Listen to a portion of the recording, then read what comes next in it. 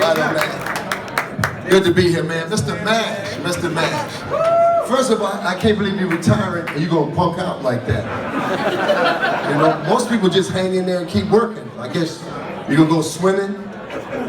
I mean, what you gonna do, man, really, if you retire? Well, how do you retire from music?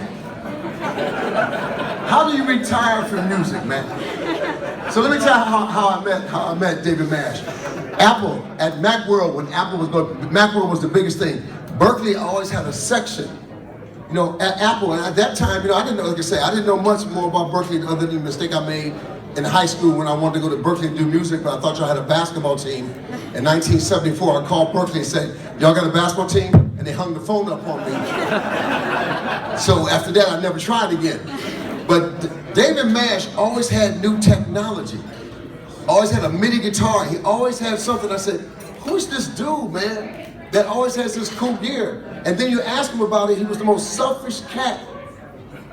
Would not give you all the information. I said, hey man, what is that? Well, you know, you can't get it right now, you just can't. I said, what? He mumbled. No, you just couldn't say it. I said, how'd you get that? How'd you get the MIDI hookup? You got pretty people just know you gotta see. So he always had stuff for anybody because he didn't share. And then we became friends. We always see it back. And then he was talking about being here at Berklee, and then all of a sudden I started hanging out, doing some stuff at Berklee, man. We ran into each other. I said, oh man, that's my man from Apple that don't share. So we became friends at Berklee. And then when I heard they say that David was retiring this year, I said, I can't. It's been what? That was like 1990. Dude, was it 90, 89 we was going to Macworld? It was that long ago, man. So it was that long ago when NAMM, remember NAMM was really shut down. NAMM, if you didn't work somewhere, you couldn't get into NAMM. You had to beg, you had to beg, kill people, snatch badges.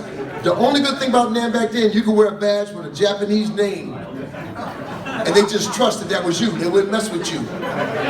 Because if you went that far to get into NAMM, you're committed and you may come on the inside. So that was how deep it was, and now that I hear you retiring, it is kind of sad because people are like, you know, you see somebody all the time and you go like, oh, they're retiring, you realize, look, I'm not gonna see this cat again. You know, we're not gonna have him around and doing what he does best, you know, and I wish you luck where you're going, but I don't know what you're gonna do. Are you gonna get the band? You gonna put a band back together?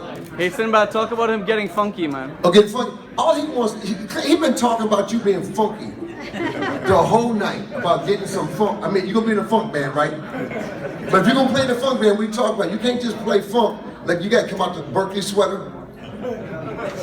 You gotta funk up, you gotta cut all the hair off, go with it. Go all the way with it and get a Scully hat. That's what I'm gonna tell you right now, man. Go ahead, I want you to grow a goatee. You don't have to be a teacher or a professor anymore. You can be like one of them hippie kids that come to your school. You can be that now. You get to go back and be what you were before you went to school. You've been faking this education all these years. You get to go back and be that hippie dude that you are at heart, man. So if you're gonna be in a funk band, I'm gonna tell you a couple things you gotta do. I want you to wear the same underwear for 7 days. I'm serious, if you won't feel funk, you can't just get funk. You got to wear the same underwear for 7 days and use no deodorant. But I want you to run. I want the funk build up. Don't be sitting down. I want you to wear the same underwear. I want you to just run around. I want that funk to build up so much that your woman say, damn, Dave, you funky. And pick up your guitar. Then pick up your guitar, man.